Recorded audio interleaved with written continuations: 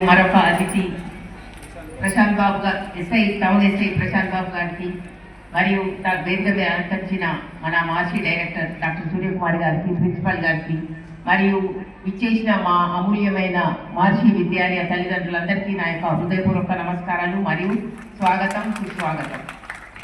ఈరోజు ఈ కార్యక్రమం యొక్క ముఖ్య ఉద్దేశం ఎందుకంటే భావి భారత పౌరులైన మీ పిల్లలను ఉత్తమ పౌరులుగా తీర్చిదిద్దేందుకు మరియు వారిని ఉన్నత స్థానంలో నిలబెట్టేందుకు మనందరం సమిష్టి కృషితో సాధించాలని వచ్చిన ఈ ఆలోచనను మీతో పంచుకోవాలని మిమ్మల్ని ఈరోజు ఆహ్వానించడం జరిగింది. మా చిన్న ప్రయత్నాన్ని మీరు ఆదరిస్తారని మేము విశ్వసిస్తున్నాం. నేను గత 15 సంవత్సరాల నుండి ఈ స్కూల్కి కరెస్పాండెంట్గా పనిచేస్తున్నాను. వివిధ రకాల మనస్తత్వాలు, వివిధ రకాల ఆలోచనలు ఉన్న పిల్లల్ని మరియు వారి తల్లిదండ్రులు కూడా చూస్తూ ఉన్నాను.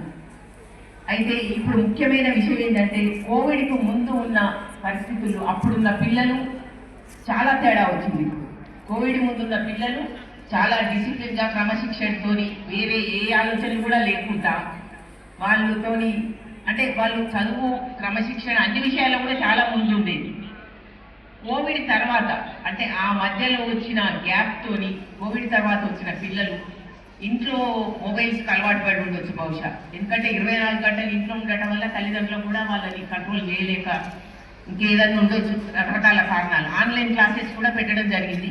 కానీ ఆన్లైన్ క్లాసెస్ కొంచెం టైమే పెట్టినాం మేము. ఆ టైం తర్వాత పిల్లలు సరే చిన్నపిల్లలు అంటే వేరు, కానీ తర్వాత పెద్ద పిల్లలు ఏంటంటే వాళ్ళలో చాలా మార్పు వచ్చింది. అంటే వాళ్ళకు లిజనింగ్ స్కిల్స్, వినే అలవాటు చాలా తగ్గిపోయింది. కాన్సన్ట్రేషన్ లెవెల్స్, ఇప్పుడు చదువు మీద కాన్సన్ట్రేషన్ లెవెల్స్ కూడా తగ్గిపోయింది. డిసిప్లిన్ కూడా చాలా తగ్గిపోయింది. అది కోవిడ్ ఎఫెక్ట్ వల్ల కావచ్చు. సరే మీరు కూడా మీ పిల్లలతో కోవిడ్ టైంలో ఎన్ని బాధలు పడ్డారో తెలుసు. అది ముఖ్యంగా నేను ఇప్పుడు ఈరోజు ఇక్కడికి వచ్చిన మహిళలందరినీ మనస్ఫూర్తిగా అభినందిస్తాను. ఎందుకంటే మీరు వచ్చిన సంఖ్యలో సగం మంది కూడా మగవాళ్ళు రాలేదు కాబట్టి మీ పిల్లల బాధ్యత అంతా మీరే తీసుకుంటున్నారు.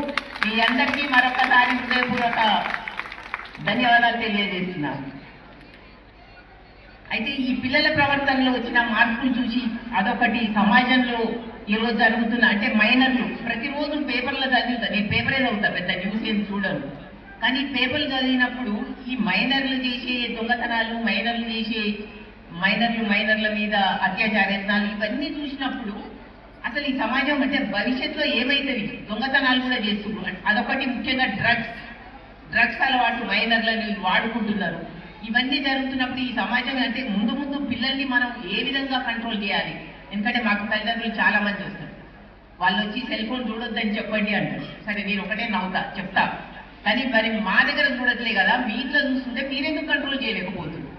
దానికి కారణం ఏంటి మనందరం ఒకసారి ఆలోచించాలి. ఫస్ట్ పిల్లలకు చెప్పే ముందు ఎవరు పాటించాలి? Yes, parents first. పిల్లలు వచ్చే టైంకి మీరు ఆ ఫోన్ని తీసి బీరువాలో పెట్టి తాళం వేసేయండి, మీరు చూడకండి. ఎందుకంటే ఒక ఆమె మదర్కి తెలియకుండా ఇన్స్టా అకౌంట్ పెట్టుకొని, అంటే మదర్ కూడా ఉంది ఇన్స్టా అకౌంట్, ఆమె ఇంకోటి చేసి ఆమె అకౌంట్తో ఇంకో ఆ క్లాస్ అమ్మాయి ఆమె వాడుకుంటా బాయ్స్కి మెసేజ్ పెట్టుకుంటా అన్ని.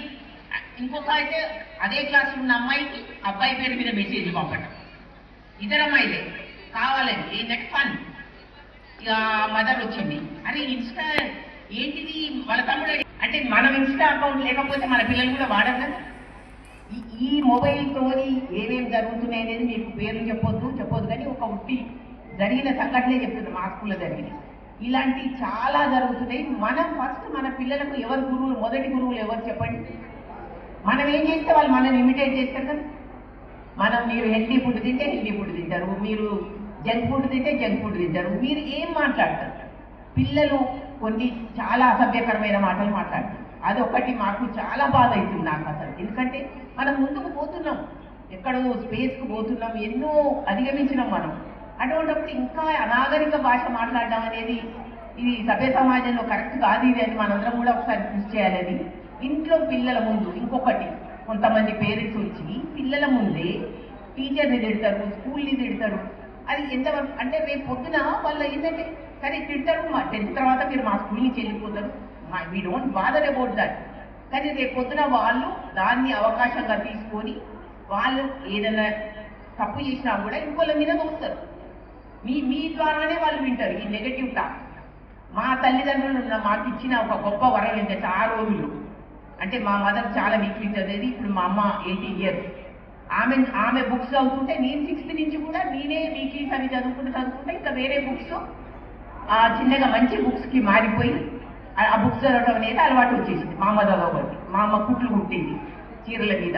అప్పుడు ఈ టీవీలు లేవు, ఈ మొబైల్స్ లేవు, అన్ని వచ్చిన వాళ్ళ పంట చేసి పెట్టి కుట్లు కుట్టేది. అయితే మా పేరెంట్స్ మాకు ఇచ్చిన ఒక గొప్ప వరం ఏంటంటే మాకు ఇచ్చిన ఆస్తి కాదని మా ముందు ఎప్పుడు కూడా ఎవరి గురించి కూడా నెగటివ్ టాక్ చేయలేదు. వాళ్ళు ఎప్పుడన్నా మేము లేనప్పుడు మాట్లాడుతున్నారు. మరి ఇంకో విషయం తెలుసా, మేము మా అమ్మని ఒకసారి టీ అడిగిన, మాకు కూడా టీ పోయేది. అప్పటి నుంచి మా అమ్మ మా ముందు ఎప్పుడు టీ తాగలేదు. కానీ మరి మేము స్కూల్ నుంచి రాకముందే తాగుతుంటే కావచ్చు. మా కళ్ళ ముందు ఎప్పుడు అమ్మ టీ తాగడం చూడలేదు. మాకు డిగ్రీ వచ్చే వాళ్ళు కూడా టీ అలవాటు కాదు. అప్పటికి అందరి పిల్లలు తాగుతున్నారు. అక్కడి వెనక మా మామయ్య ఇంత పెద్ద మీరు టీ ఎందుకు తాగలేదు అని మా మేనమావ ఇంట్లో చదువుకొని ఆయన అలవాటు చేసి మా అమ్మాయి అయితే ఇప్పటి వరకు టీ తాగుతారు. అయితే అవన్నీ మేము ఫాదర్ నుంచి నేర్చుకున్నాం ఈ అలవాట్లు. ఆ రోజుల్లో చాలా అదే క్రమశిక్షణతో మేము మా అమ్మాయిని కూడా పెంచినాం. మా అమ్మాయి పుట్టిన దగ్గర నుంచి కారు ఉంది మాకు. కానీ ఫాతిమా స్కూల్ దగ్గర 8 వరకు మేము ఒక్కరోజు కూడా ఆమె కార్లో పంపాం. ఎప్పుడైనా ఒకసారి అడిగినా నువ్వు అందరితో పాటు బస్సులో పోవచ్చు, అట్లనే ఇరుక్కొని పోయి ఏమన్నావు, కానీ బస్ అంతే, నిన్ను కార్లో డ్రాప్ చేసేది లేదు. తను కూడా క్రమశిక్షణతో బాగా చదువుతుంది. ఒక్కటే అమ్మాయి, మాకు అబ్బాయిలు కూడా లేదు, కేవలం క్రమశిక్షణ. తను గోల్డ్ మెడల్ కూడా తెచ్చుకుంది ఐఐఎం చదివి, 3 seat ఇంజనీరింగ్. ఇవన్నీ ఎందుకంటే ఇది కేవలం క్రమశిక్షణ. మాకు డబ్బు లేదని కాదు, కానీ ఆ డబ్బు విషయం మనకు ఎప్పుడు తెలియదు. హైదరాబాద్లో తర్వాత 9 నుంచి మా చెల్లెలు ఇంటి అది ఆ ఇల్లు మాదే, కానీ ఆమెకు అప్పటి వరకు తెలియదు. మా చెల్లి చెప్పింది ఇది మీ ఇల్లు అని. నేను మా చెల్లిని తిట్టిన, నువ్వు ఎందుకు చెప్పినావు ఇది మా ఇల్లు అని. ఆమెకి ఏ మార్కులు ఉన్నాయి ఏమి మేము ఏ రోజు ఆమె ముందు డబ్బు గురించి మాట్లాడలేదు. కానీ అదే క్రమశిక్షణ ఇంజనీరింగ్ చదివేటప్పుడు కూడా నీ ప్యాకెట్ మనీ ఇంతే, నువ్వు దాంట్లోనే ఏం చేస్తావో చేసుకో, ₹1 కూడా ఇప్పించింది. అటువంటి క్రమశిక్షణ ఈ రోజు అంటే కొంతమంది తల్లిదండ్రులు ఏమంటుంటే మేము అనుభవించని మా పిల్లలు అనుభవించాలి. కానీ రాను తర్వాత చాలా అటువంటి కాన్సిక్వెన్సెస్ మీరు ఫేస్ చేయాల్సి వస్తుంది. ఒకసారి వాళ్ళకు డబ్బు ఖర్చు పెట్టడం అలవాటు అయితే అది వెనక్కి రాదు. అదొకటి. ఇంకొక లాస్ట్ నేను వచ్చిన కొత్తలో ఒక అబ్బాయిని మేము ఆయన లేడీ టీచర్స్ మీద కూడా కామెంట్ చేస్తుంటే ఆయన ఎలిమినేట్ తీసేసినాం అబ్బాయిని. వాళ్ళు ఎంత రిక్వెస్ట్ చేసినా కూడా అన్న ఈ అబ్బాయి చాలా తప్పు, మీరు ఇట్లా ఎంత చెప్పినా మీరు వినట్లేదు అని ఎలిమినేట్ చేసినాక రీసెంట్గా ఒక 6 నెలల క్రితం ఆ అబ్బాయి గంజాయి రవాణా చేస్తుంటే పట్టుబడ్డాడు. ఆ అబ్బాయి అట్లా అవుతాడని నాకు తెలుసు, చెప్పిన వాళ్ళకి మీరు జాగ్రత్తగా చూసుకోవాలి ఈ అబ్బాయిని. ఇంకో అతను ఆ అబ్బాయి కూడా అంతే, 7th ఆయన బిహేవియర్ చూసి 7th అయిపోగానే డ్రాప్ చేసినాం. వాళ్ళ అమ్మమ్మ ఆ నానమ్మ వాళ్ళు వచ్చి పాప వాళ్ళ మదర్ చాలా ఏడ్చింది. వాళ్ళ నాయనమ్మ చేసేది గార్వం, ఈ కొడుకు మగపిల్లవాడని గార్వం చేయటం వల్ల ఇట్లా తయారైందని వాళ్ళ మదర్ పాపం చాలా ఏడ్చి చెప్పింది నాకు. వాళ్ళ నాయనమ్మ వాడు వంశోద్ధారకుడు అని పెట్టింది. ఈ అబ్బాయితోనే మీరు బాధలు పడతారని నాకు కాళ్ళు పట్టుకుంది, వద్దు ఉంచండి అని. నేను మీ కాళ్ళు పట్టుకుంటా తీసుకపోండి అని నేను పట్టుకోపోయినా, కానీ వాళ్ళు పట్టుకొనియలేదు. కానీ అదే అబ్బాయి ఒక 4 సంవత్సరాల తర్వాత ఆ అబ్బాయి మీదనే తల్లిదండ్రులు పోలీస్ స్టేషన్లో కేసు పెట్టింది. మమ్మల్ని కొడుతుంటూ తాగి వచ్చాయి. అంటే క్రమశిక్షణ లేకపోతే ఎన్ని అనుభవించాల్సి వస్తుంది అనేది. ఎందుకంటే మేము ఎంతమంది 1600 మంది పిల్లలు, రకరకాల పిల్లల్ని చూసినాం, రకరకాల తల్లిదండ్రులను చూసినాం. కొందరు తల్లిదండ్రులు పిల్లల ముందు టీచర్ ఏదైనా ఉంటే మీరు తప్పకుండా మా తప్పు ఉంటే మేము ఒప్పుకుంటాం, మీరు అడగడానికి మీకు హక్కు ఉన్నది, అడగండి. కానీ పిల్లల ముందు ఎవరి గురించి వ్యతిరేకంగా మాట్లాడకండి. ఎందుకంటే రేపు అదే అలవాటు అవుతుంది. వాళ్ళు ఎక్కడ ఫెయిల్యూర్ అయినా కూడా లైఫ్లో మీకు అదే అబద్ధాలు చెప్తారు. పిల్లలకు బైక్ ఇచ్చి డ్రైవింగ్ ఇచ్చేస్తుండ్రు మైనర్ పిల్లలకి. మా స్కూల్ పిల్లలు పేరెంట్స్ మీరు ప్రౌడ్గా ఫీల్ అవుతుందేమో మా పిల్లలు వెహికల్ నడుపుతారని. కానీ ఆ ఏజ్లో వాళ్ళకి ఇమీడియట్గా డెసిషన్ తీసుకునేంత బ్రెయిన్ ఎదగదు. అది వాళ్ళు ఎవరికో యాక్సిడెంట్ చేస్తారు, అవతలు చనిపోవచ్చు, వీళ్ళు చనిపోవచ్చు, తెలుసు కదా మీకు. మరి ఎవరికి అప్పుడు నష్టం, ఎవరికి తీవ్రమైన శోకం ఎవరికి ఉంటుంది? తల్లిదండ్రులు. అది గొప్ప కాదు. ఇప్పుడు చిన్నపిల్లలు 10-11 ఏళ్ళు కొత్త స్టార్టప్లు ఇన్వెంట్ చేసి వాళ్ళు అంటే మ్యాథ్స్ ఒలింపియాడ్, అమెరికా పోవటం, స్పేస్ సెంటర్కి సెలెక్ట్ కావటం, అది గొప్పతనం మైనర్స్. కానీ డ్రైవింగ్ చేయటం ఏముందని ఎవరికైనా వస్తుంది. ఆటో డ్రైవ్ చేస్తారు, అందరు చేస్తారు. అది దానికి ఒక సర్టెన్ ఏజ్ ఉంటుంది. దాని తర్వాత అది ఒక గొప్పగా ఫీల్ కాకండి మీరు ఎవరు కూడా. అంటే ఎందుకంటే ఇవన్నీ చూసిన తర్వాత పిల్లలు కూడా మీరు పిల్లల్ని కంపేర్ చేయకండి వేరే పిల్లలతో. కొంతమంది పేరెంట్స్, నాకు ఒక అమ్మాయి ఒక స్టూడెంట్ కూడా చెప్పింది నాకు, ఈ 95 మార్క్స్ వస్తే ఇంకా 5 మార్క్స్ ఎందుకు రాలేదని తిడుతుండ్రు మా ఇంట్లో. అరే 95 మార్క్స్ తెచ్చుకోవడం అంటే ఎంత కష్టం, మీకు పారాగ్రాఫ్ ఇస్తే చదివి ఒక వారం రోజులు టైం ఇస్తే చెప్పండి చూడకుండా. కాదు, 95 మార్క్స్ ముఖ్యం కాదు, వాళ్ళ సబ్జెక్ట్ నాలెడ్జ్ ఏంటిది, ఫ్యూచర్లో వాళ్ళు ఎట్లా సక్సెస్ అవుతారు. ఫెయిల్యూర్ అయిన వాళ్ళు కూడా తర్వాత లైఫ్లో సక్సెస్ అయ్యారు. ఇవి కంపారిజన్ వేరే పిల్లలు వాళ్ళకి ఎన్ని వచ్చి ఇమ్మీడియట్గా మన ప్రోగ్రెస్ చూడకముందే అవతల పిల్లలకి ఎన్ని వచ్చి. ఆ కాంపిటీటర్ ఉంటారు కదా క్లాస్లో ఫస్ట్, ఎప్పుడు కాంపిటీటర్స్ నీకెందు వచ్చి నేను అడగదు, ఫస్ట్ వాళ్ళకి ఎన్ని వచ్చి. ఇంకొక విషయం కూడా ఏంటంటే, కొంతమంది పార్షాలిటీ పిల్లల విషయంలో. ఆ పిల్లలు అంటే నాకు చెప్తారు, మీకు చెప్తారో లేదు, మా అన్నని బాగా చూసుడు లేదంటే మా తమ్ముడిని బాగా ప్రేమగా చూసుకుంటూ నన్ను చూడరు. ఆ డిఫరెన్స్ తోని మూడి ఉంటారు. కొంతమంది పిల్లలు పాపం క్లాస్లో ఏంటిది అంటే, వాళ్ళు ఏంటంటే ఇంట్లో ఫ్యామిలీ గొడవలు, వైఫ్ అండ్ హస్బెండ్ గొడవలు, లేదా వాళ్ళు డైవర్స్ తీసుకున్న పేరెంట్స్ ఉంటారు, వాళ్ళు చాలా మూడి ఉంటున్నారు పిల్లలు. ఎంత బాధ అవుతుందంటే, రేపు పొద్దున వీళ్ళు ఎట్లా సమాజంలో వీళ్ళు ఏమవుతారు, ఏమైనా యాంటీ సోషల్ ఎలిమెంట్స్ అవుతారా, లేదంటే ఇట్లనే డిప్రెషన్ నుండి ఏమైనా సూసైడ్ చేసుకుంటారా. ఇవన్నీ అంటే చాలా డీప్గా థింక్ చేస్తున్నాయి. చదువు కంటే ముఖ్యంగా మనకు ఇది ముఖ్యం. సో అల్టిమేట్గా మనిషికి కావాల్సింది ఏంటి, ఒక డబ్బు ఉంటుంది, అది ఉంటుంది, చదువు ఉంటుంది. సో అన్నిటికంటే వాల్యుబుల్ ఏంటి చెప్పండి మీరు. లైఫ్లో ఎప్పుడు మనకు కావాల్సింది ఏంటి, హ్యాపీనెస్, సంతృప్తి. ఎన్నున్నా ఎప్పుడు తృప్తి లేని వాళ్ళు వేస్ట్. అది అంటే ఎవరు హ్యాపీగా ఉన్నారు, ఒక్కొక్క ఫీల్డ్ ఒక్కొక్కరు హ్యాపీగా ఉంటారు. ఇప్పుడు కొంతమంది ఉంటారు ఈ మెట్రో సిటీస్లో, వాళ్ళు ఏం చేస్తారంటే వాళ్ళ పేరెంట్స్ వాళ్ళు డిఫరెంట్ ఫీల్డ్ ఎంచుకుంటారు. మా పాప ఇండియన్ ఇన్స్టిట్యూట్ ఆఫ్ మేనేజ్మెంట్ చేసినప్పుడు వాళ్ళ సీనియర్ ఆయన మేనేజ్మెంట్ చేసిండు, ఆయనకు ప్లేస్మెంట్స్లో 30-40 లక్షలు వచ్చు సంవత్సరానికి. ఆయన ఫోటోగ్రఫీ అంటే ఇష్టం. అయినా వాళ్ళ పేరెంట్స్ ఆయన చెప్పాలి, అంత చదువు చదివినా కూడా ఫోటోగ్రాఫర్ అవుతావా అంటారు, డిస్కరేజ్ చేస్తారు. కానీ ఇవాళ ఆయనే ఎంత పెద్ద జోసెఫ్ రాడి ఎంత పెద్ద ఫోటోగ్రాఫర్ అంటే, ప్రియాంక చోప్రాది, అల్లు అర్జున్ పెళ్లి, ఇంకా సెలబ్రిటీస్ పెళ్లి పెద్ద. ఇప్పుడు ఆయన ఒక్క పెళ్లికి 40 లక్షలు ఛార్జ్ చేస్తుంది. అది ఆయనకు డబ్బు వస్తుంది, ఆటోమేటిక్గా ఆయన ప్యాషన్, ఆయన ఫోటోగ్రఫీ అంటే ఇష్టం కాబట్టి దాంతోనే అది ఇది వస్తుంది. సో అట్లా మనం పిల్లల్ని ఇప్పుడు మీరు ఒప్పుకుంటే, ఇప్పుడు మనకు బార్డర్లో వాళ్ళు ఉన్నారు, ఆర్మీ ఉన్నారు, బార్డర్ సెక్యూరిటీ ఫోర్స్ వీళ్ళు ఉన్నారు. మరి వాళ్ళు లేకపోతే మనం ఇక్కడ ఇంత ప్రశాంతంగా కూర్చోగలుగుతామా? మరి వాళ్ళ తల్లిదండ్రులు వాళ్ళు మీ బార్డర్ పోతాము, ఆర్మీలో జాయిన్ అవుతాం అన్నప్పుడు ఎందుకు వాళ్ళు ఒప్పుకోకుండా నీకెందుకు, ఎవరెట్టుకోతే ఏంటి అని ఆపలేదు. లక్షల మంది ఉన్నారు, వాళ్ళందరూ మనం కాపాడుతున్నారు, వాళ్ళందరికీ మనం శాల్యూట్ చేయాలి, ఆ మదర్స్కి శాల్యూట్ చేయాలి. అంత ధైర్యంగా వాళ్ళ పిల్లల్ని పంపినందుకు. కాబట్టి పిల్లల ముందు ఒకటే ఇంపార్టెంట్ విషయం ఏంటంటే, పిల్లల ముందు నెగిటివ్గా మాట్లాడకండి. మా వైపు తప్పకుండా టీచర్స్, నేను టీచర్స్ కూడా అదే మోటివేట్ చేస్తున్నాను. పిల్లలని అసలు వాళ్ళు ఎందుకు చదవట్లేరు, వాళ్ళు దేని రీజన్ ఏంటని ఫస్ట్ అడగండి. వాళ్ళు మీకు అడగరాకపోతే నా దగ్గర పంపండి. చాలా మంది పిల్లల్ని నేను పిలుచుకొని మాట్లాడతాను. మదర్కి చెప్పని విషయం ఒక అమ్మాయి నాకు చెప్పింది, అసలు ఎందుకు రోజు ఇంటికి పోతా అంటుంది. మదర్ కొడుతుంది కానీ రావద్దని కొడుతుంది, స్కూల్ నుంచి రావద్దు మధ్యలోని కొడుతుంది. చూసినా నాకు రోజు రిసెప్షన్లో కనిపిస్తుంది ఇంటికి పోతా. ఇక ఒకరోజు రూమ్కి పిలిచి మంచిగా అడిగినాక చెప్పి దానికి సొల్యూషన్ కూడా చెప్పిన అమ్మాయి. అప్పటి నుంచి ఇప్పటి వరకు ఒకరోజు అబ్సెంట్ కాదు, ఇప్పుడు ఈ 20 డేస్ నుంచి. అది మదర్స్ కూడా మీరు స్వేచ్ఛ చేయండి మీ పిల్లలకి, ఏదైనా షేర్ చేయండి. ఇప్పుడు ఒక అమ్మాయిని ఎవరైనా బ్యాడ్ టచ్ చేసినా, టీచర్ చేసినా, ఇంకెవరైనా చేసినా అది చెప్పుకునే స్వేచ్ఛ మీ పిల్లలకి ఇవ్వండి, అంత దగ్గరగా ఉండండి. అసలు బెస్ట్ సిటిజన్స్ ఎవరంటే జపాన్, వాళ్ళు చాలా ఒబీడియంట్ ఉంటారు. జపాన్ కంట్రీ వాళ్ళు ఎందుకు అట్లా ఉంటారు అని మొత్తం వరల్డ్ అంతా దాని మీద పరిశోధన చేసింది. వాళ్ళు ఎట్లా పెంచుతారు పిల్లల్ని అంటే, ఫస్ట్ వాళ్ళు చాలా ప్రేమిస్తారు చిన్నప్పుడు, వాళ్ళ దగ్గర ఉన్నప్పుడు వాళ్ళు ఏదైనా చెప్పుకునేది.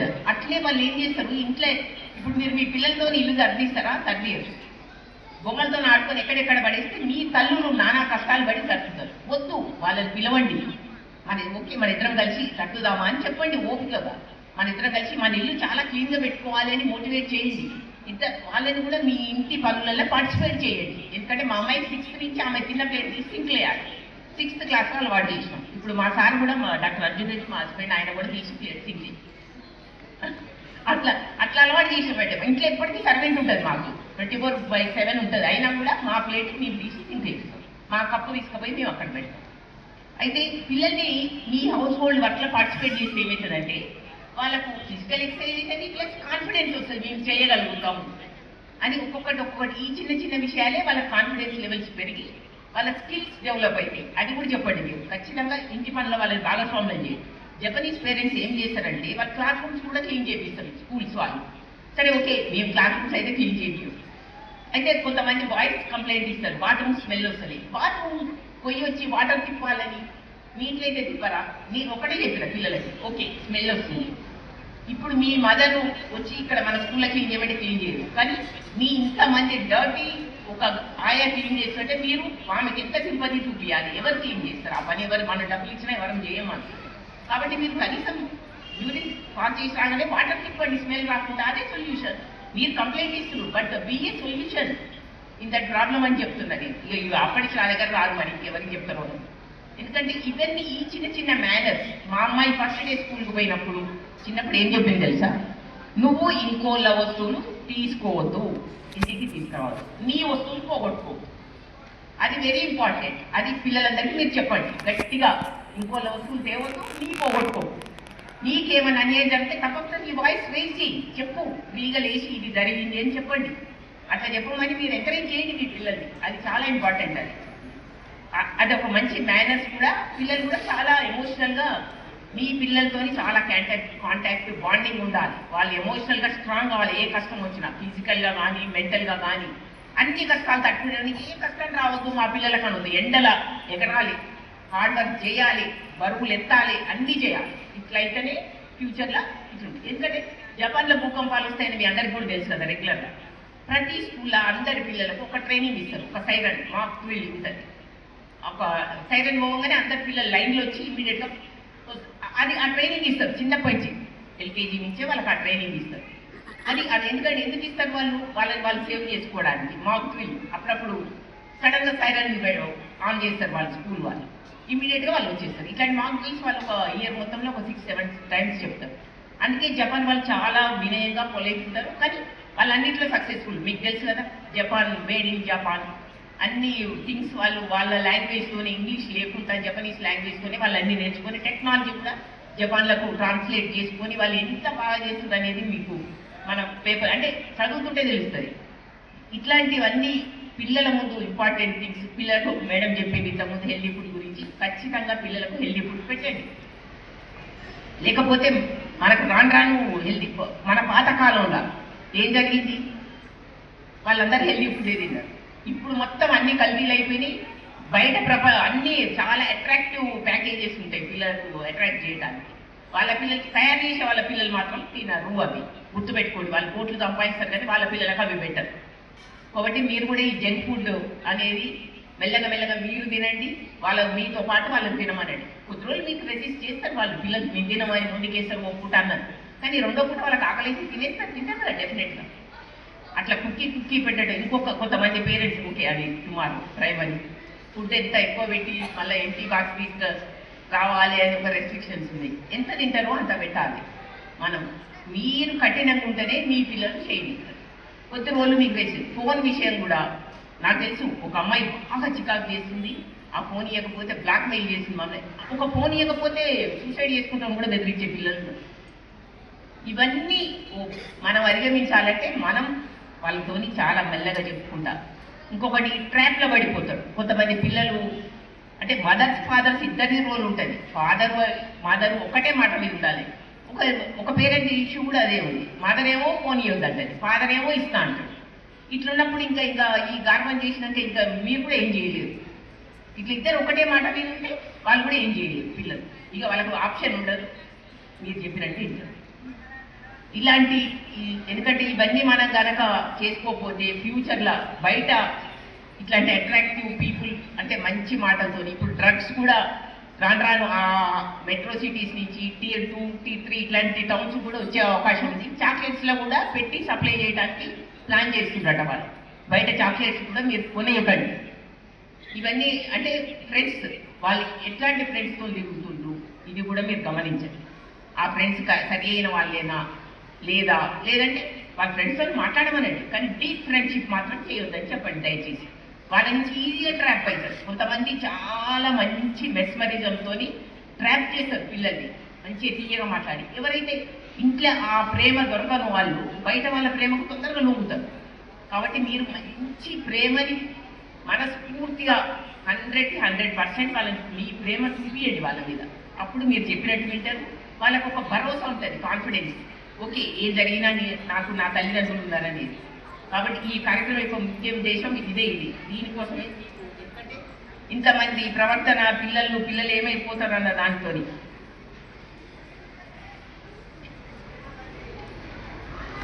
అయితే మీకు లాస్ట్ సార్కి టైం అవుతున్నట్టుంది బిఏ గారికి. అయితే మీకు అబ్రహం లింకన్ అమెరికన్ ప్రెసిడెంట్ గురించి ఆయన అంటే 100 years కింద అమెరికన్ ప్రెసిడెంట్. ఆయన ఫస్ట్ డే వాళ్ళ కొడుకుని స్కూల్కి పంపినప్పుడు టీచర్స్కి ఒక లెటర్ రాసి పంపిండు.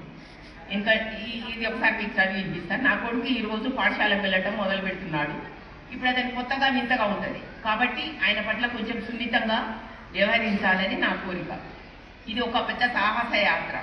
ఈ జీవితాన్ని గడపడానికి విశ్వాసం, ప్రేమ మరియు ధైర్యం అవసరం. కాబట్టి ప్రియమైన టీచర్ గారు, దయచేసి మీరు అతను చేయి పట్టుకొని అతను తెలుసుకోవాల్సిన విషయాన్ని నేర్పించండి.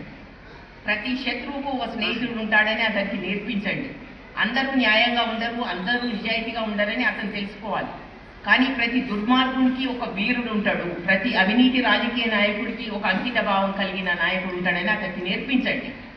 ₹1 దొరికిన దానికంటే 10 పైసలు కష్టపడి సంపాదించేది ఎంతో విలువైనదని అతనికి నేర్పించండి. టీచర్ గారు, పాఠశాలలో మోసం చేయడం కంటే ఓడిపోవటం ఎంతో గౌరవప్రదం.